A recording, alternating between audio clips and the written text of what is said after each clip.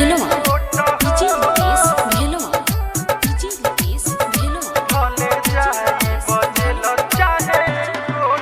अंश recording studio माझागर Gopalganj. दिल के करब थाना में कौन काम तू पहलू हो ये दीवाना में सुनो दिल के करब थाना में कौन काम तू पहलू हो ये दीवाना में मोरल बड़ू दिल पर चोट हो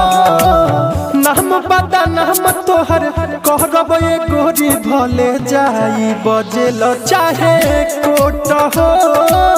नाम बता नाम तोहर कहब ये गोरी भले जाई बजेल चाहे कोट हो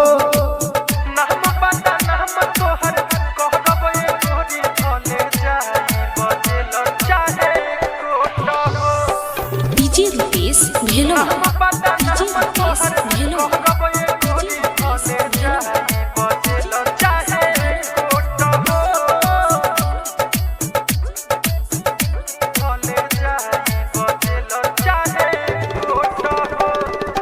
ढोवत बानी तोहर बोझा दिहल काम के कोई दिल तू बड़ा बात गोरी हमके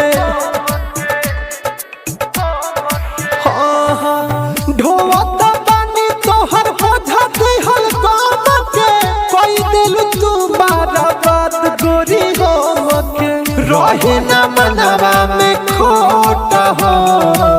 नाम बता नाम तोहर कहब ये गोरी भले जाई बजेल चाहे कोट हो नाम बता नाम तोहर कहब ये गोरी भले जाई बजेल चाहे कोट हो नाम बता नाम तोहर कहब ये गोरी भले जाई बजेल चाहे DJ Rupesh Bhelwa DJ Rupesh Bhelwa DJ Rupesh अंश रिकॉर्डिंग स्टूडियो माझागर गोपालगंज। कोई नहीं भरोसा तो पे जानो से ज्यादा समझ न पैनी तोहर असली इरादा कोई नहीं भरोसा तो पे जानो से ज्यादा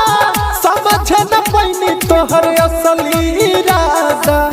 रहे न दीपक के मन में खोट हो नाम बता नाम तोहर कहब ये गोरी भले जाई बजेल चाहे कोट हो नाम बता नाम तोहर कहब ये गोरी भले जाई बजेल चाहे कोट हो।